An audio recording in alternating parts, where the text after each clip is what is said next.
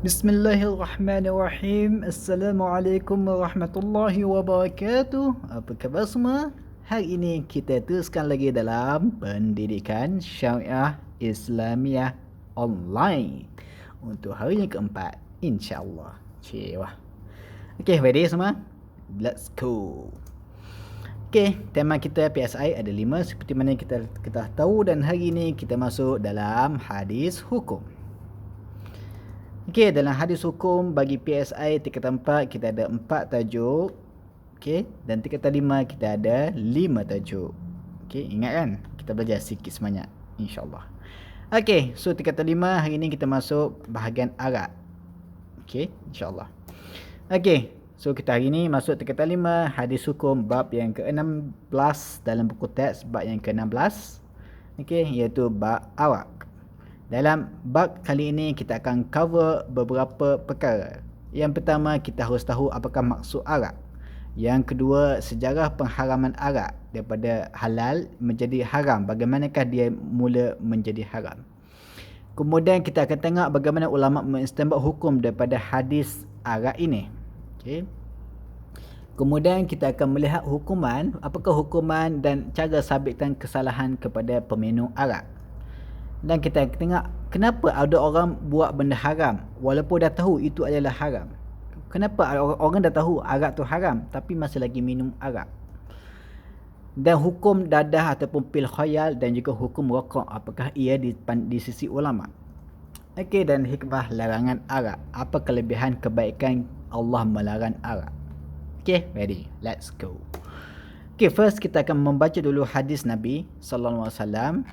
Okey. An Anas bin Malik qala la'ana Rasulullah sallallahu alaihi wasallam fil khamri 'asharatan asiraha wa mu'tasiraha wa syaribaha wa hamilaha wal mahmulata ilaih wa saqiyaha wa ba'i'aha wa akila thamaniha wal mushtariya laha wal mushtarata lahu. Rawahu Ibnu Majah wa Tirmizi.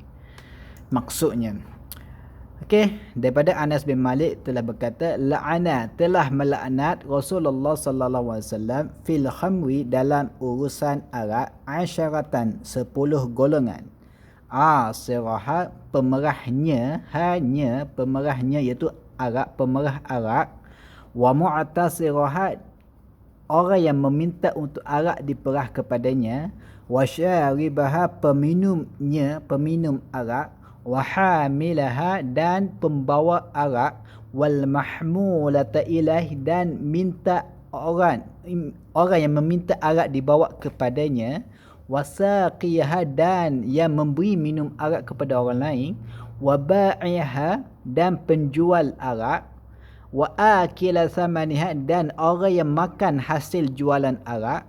Wal mushtarialaha, dan orang yang membeli arak. Wal mushtarata lahu, dan orang yang minta untuk arak dibeli kepadanya. Okey, ada 10 golongan. 1 2 3 4 5 6 7 8 9 10, insya-Allah. Okey, so kita tengok yang pertama, maksud arak. Arak daripada perkataan dalam bahasa Arab, arak adalah al-khamru. Al-khamru daripada perkataan khamara. Khamara maksudnya menutupi. Okey, maksudnya arak ni disifatkan dengan sifat menutupi. Menutupi apa? Akal fikiran. Menutupi cara kewarasan. Bila orang minum arak dia mabuk, tak khabar kan, khayal dan seumpamanya. So dari segi istilah, arak ni ialah setiap minuman. Okey, minuman so terkeluarlah, tak termasuk arak ni makanan, pakaian ataupun minyak wangi, tak termasuk arak. Minuman yang memabukkan, okey, yang mabuk. Kalau minum air Milo, air susu, tak ada masalah, silakan. Tapi ini adalah arak, minuman yang mabuk. Dan minuman ini dihasilkan daripada perahan anggur ataupun lain-lain lah, dan lain-lain kan. Contohnya apple, barley dan seumpamanya lah, banyak lagi. Okey, insya-Allah. Ingat, minuman mabuk daripada perahan anggur dan lain-lain. Okey, next, sejarah pengharaman arak. Okey, dulu bangsa Arab dia suka minum arak kan, sebab arak ni ada kelebihan sikit sebanyak lah. Contohnya boleh panaskan badan, boleh hilangkan stres sikit sebanyak. Okey. Okey, so bagaimana daripada halal jadi haram? Okay, awal pada peringkat pertama dalam surah Al-Baqarah ayat yang ke-219. Okay, ayat ini Allah mengatakan kul fihi ma ismun kabirun wa manafi'un linnas. Katakanlah pada keduanya, itu salah satunya arak, adanya keburukan ataupun dosa yang besar dan manfaat kepada manusia. Allah kata ada dosa, ada juga kebaikan untuk manusia. Tetapi wa ismuhuma, dan keburukan tu ataupun dosa tu lebih besar daripada kelebihannya, kemanfaatnya. Allah katanya dosa arak itu lebih besar daripada manfaatnya. Maka waktu ini Allah tak kata haram lagi. Allah kata hanya keburukan tu lebih besar daripada kebaikannya. So ini nyatakan bahawa arak itu makruh. Bila berlaku peringkat pertama ini, maka sebahagian sahabat radhiyallahu anhum dah mula tinggalkan arak sedikit-sedikit. Tapi masih ada lagi yang minum arak. Okay. Kemudian peringkat kedua, ayat surah An-Nisa ayat ke-43, ada sahabat yang minum arak dan dia melakukan solat. Bila minum arak jadi mabuk. So bila dia solat, dia macam tak khabar apa yang telah dia baca dalam sepanjang solatnya. Maka disebabkan peristiwa itu, Allah telah menurunkan ayat la taqrabus solata wa antum sukara, dan janganlah kamu hampiri solat ketika mana kamu dalam mabuk. Waktu ini Allah mengatakan la taqrabus solah, jangan dekati solat ketika mabuk. Okey. So waktu ini nak solat arak jadi haram. Tapi kalau tak nak solat tak apa, jadi makruh saja. Okey. So arak ni mula start haram ketika mana nak solat. Okay, ada waktu-waktu tertentu haram. Kemudian datanglah peringkat yang ketiga, bila sahabat radhiyallahu anhum dah bersedia sedia iman semakin kental, kuat, maka surah Al-Maidah ayat ke-90 Allah menjelaskan innamal khamru wal maisir wal ansab wal azlam rijsun min amali syaitan. Semua ni adalah daripada amalan syaitan. Fajtanibuhu. Okay, maka hendaklah kamu jauhinya. Okay, jauhi amalan-amalan syaitan ini. Okay, jauhinya. Salah satunya ialah arak. Okay, maka waktu ni Allah kata jauh, maksudnya arak ni kena tinggal. Maksudnya arak ni jadi haram secara menyeluruh. Kalau peringkat kedua, arak ni haram ketika nak solat. Sekarang ni arak dah mula haram secara total. Okay, waktu nak solat ke haram, tak nak solat pun haram. Okay, so waktu ni lah sahabat mula meninggalkan arak secara keseluruhan. InsyaAllah. Okay, ini adalah sejarah pengharaman arak. Peringkat pertama, kedua, ketiga. Dan ini ayat-ayat yang penting lah. Okay, InsyaAllah. Okey, poin yang ketiga. Kita nak melihat cara bagaimana ulama' mengistinbat ataupun mengeluarkan hukum haram daripada hadis ini. Okey, hadis yang utama kita baca kan. Okey, itu daripada perkataan la'ana Rasulullah. Okey, yang bermaksud, apa maksud la'ana Rasulullah? Telah melaknat. Okey, la'ana telah melaknat Rasulullah oleh Rasulullah. Okay, so kita katakan semua yang laknat daripada Rasulullah, yang Rasulullah laknat, hukumnya adalah haram. Apa sahaja yang Rasulullah laknat, maka hukumnya akan jadi haram. Maka dalam kes ini, Rasulullah melaknat 10 golongan yang terlibat dengan arak. Maka hukum arak ialah haram. Hukum minum arak haram. Hukum jual arak haram. Beli arak haram. Bawa arak haram. Semuanya yang terlibat dengan 10 golongan semuanya haram. Okay, insyaAllah. Okay, so mengistinbatkan hukum melalui lafaz la'ana, melaknat Rasulullah. Semuanya yang Nabi laknat haram hukumnya. Maka hukum arak di sini, di hadis ini menandakan haramnya arak. Okay, insyaAllah. Okay, poin yang keempat, hukuman kepada peminum arak dan cara mensabitkan kesalahannya. Apakah kalau ada orang minum arak, apa hukumannya dalam Islam? Iaitu kena 40. Wow, 40 benda, 40 kali sebatan. Sebatan 40. Okay, pada zaman Nabi SAW lah. Ni mengikut apa ni hukum yang kita belajar. So, siapa yang kena? Itu peminum arak. Bagaimana kita nak sabitkan kesalahan? Okay, adakah dia salah ataupun tak bersalah? Dengan dua cara untuk kata orang tu salah ataupun tak bersalah. Yang pertama dengan kaedah penyaksian. Okay, ada orang kata, ada orang saksi, okay, ni memang mamak ni memang minum arak, maka memang kita kena jatuhkan hukuman sabit 40 sebatan. Sebab ada orang yang melihat mamak tu minum arak. Ataupun dengan kaedah kedua, pengakuan peminum tu sendiri. Okay, tidak ada orang yang menyaksikan, tetapi orang tu minum arak dan kemudian dia menyesal, dia takut mati azab Allah, maka dia mengaku, dia katakan saya memang minum arak. Maka disebabkan pengakuan dia, maka dia tersabit dengan kesalahan tersebut, maka dia jatuhkan hukuman 40 kali sebatan. Okey, nombor satu ni penyaksian. Okey, penyaksian ni siapa dia? Iaitu dua lelaki Islam. Okey, lelaki kafir tidak dikira dan mesti lelaki, tidak boleh perempuan. Dan dua orang.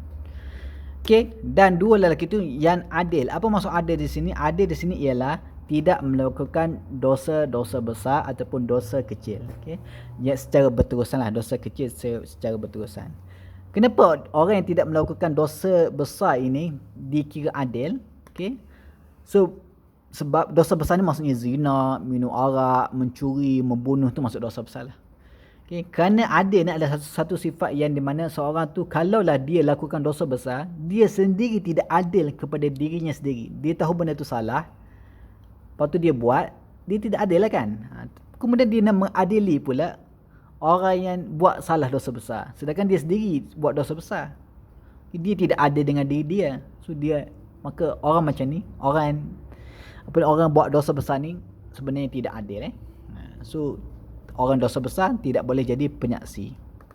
So syarat penyaksian mestilah dua lelaki Islam, dan dua lelaki Islam tu ialah orang yang adil. Okey, insya-Allah. Okey, poin yang kelima. Sebab kenapa ada orang yang buat dosa, buat benda haram walaupun dia tahu benda tu haram. Okey, ada dua punca, satu sebab duniawi, yang kedua sebab ukhrawi. Sebab duniawi, kurang ilmu, dia tak tahu benda tu haram kan. Ataupun pengaruh rakan, dia tahu benda tu haram tapi Allahu akbar, benda ni kata member kan, member ajak sebab nak jaga hati member, okeylah, follow lah kan, auzubillah. Ataupun pengaruh media massa kan, pengaruh TV, internet kan, kononnya nak santai-santai, nak santuy, nak relax kan, tengok lah rupanya tertipu dengan media kan. Okey, ataupun sebab akhwi, sebab kelemahan iman lah. Okey, mungkin kita tak jaga iman kita, na'udzubillah. Okey, dan seterusnya lah, insyaAllah. Ni 4 poin yang penting lah. Okey. Okey, poin yang ke-6. Pandangan ulama tentang dadah atau pil khayal, dan juga pandangan ulama tentang rokok. Okey, kita pergi dadah dan pil khayal dulu. Dadah dan pil khayal ini, bagi ulama ia memabukkan, ia menghayalkan, menyebabkan orang tak khabar. Arak ni juga memabukkan. Okey. So jika arak haram disebabkan ia mabuk, okey, arak ni haram sebab dia mabuk. Okey, dah ingat definisi arak ialah minuman yang memabukkan. Okey. So sebabkan haram disebabkan mabuk, maka dadah dan pi juga haram sebabkan dia mabuk. Okey, bila dia mabuk maka haram jugalah. Okey, boleh? Ini teknik kias panggil. Okay, bagaimana pula dengan rokok? Sebab rokok ni tidak mabuk. Ada tak orang minum isap rokok, pak jadi mabuk? Penipala. Tak ada kan? So, di mana pula, apa pandangan ulama tentang rokok? Okay, fatwa Yusuf Al-Qaradawi. Yusuf Al-Qaradawi dahulu adalah ketua ulama sedunia. Dia mengatakan rokok ni mendatangkan penyakit, berbahaya kepada kesihatan. Okay? Semua perkara yang mendatangkan penyakit, hukumnya adalah haram. Okey, contohnya orang ialah buat benda kan, bunuh diri, semua haram lah, sebab apa, mendatangkan penyakit lah. Okey. So maka rokok pun haram. Ni ringkasan dia lah. Okey, kalau nak detail penjelasannya boleh tengok buku teks. So ringkasannya adalah rokok ni haram sebab dia mendatangkan penyakit, dan semua benda yang mendatangkan penyakit hukumnya haram. Ni kita dah of course lah, kita faham kan yang ni kan. Maka rokok pun jadi haram disebabkan ia mendatangkan penyakit. Okey, insya-Allah. Okay, last point, hikmah Allah melarang arak. Okay. Ada dua jenis hikmah, iaitu kelebihan kepada individu dan hikmah kepada masyarakat. Kepada individu, okay, individu itu akan terjaga dia punya kesihatan jasmani, rohani, dan juga emosi dia akan terjaga sihat. Okay. Yang kedua, punca berbagai penyakit, maka bila dia minum arak, maka dia akan dapat elak daripada penyakit-penyakit kan. Dan yang ketiga, elak daripada pembazaran wan. Kan minum arak ni dia hanya hilangkan stres sekejap sahaja, dia tidak menyelesaikan masalah. Dia hanya tutup masalah. Dia bukan menyelesaikan tapi tutup masalah. So kita membuang duit pada benda yang tidak boleh menyelesaikan masalah kehidupan kita. Okey. Dan hikmah kepada masyarakat, yakni mengelak perpecahan dalam keluarga dan juga masyarakat lah. Jadi kalau minum arak, orang tu mabuk kan, kemudian bawa kereta langgar, menyebabkan kematian, maka masyarakat membenci kan, dan macam-macam berlaku lah. Itu kalau dekat lebuh raya, kat jalan raya. Kalau dekat keluar rumah kan, isteri suami bergaduh dengan anak, bergaduh mak ayah apa semua tu kan, puncanya sebab arak memabukkan, menjadikan orang tu keras hati dan seumpamanya. Okay, so bila arak tu dilarang, ia dapat mengelak perpecahan, pergaduhan dan seumpamanya. Okey, alhamdulillah, selesai kita punya bab kali ini. Itu saja pada kali ini. Terima kasih kerana bersama dengan Hamidi Hussain. Wah. Okey, moga faham. Kalau tak faham boleh tanya. InsyaAllah semoga Allah memberi kita hidayat. Wallahu alam. Peace. Assalamualaikum warahmatullahi wabarakatuh.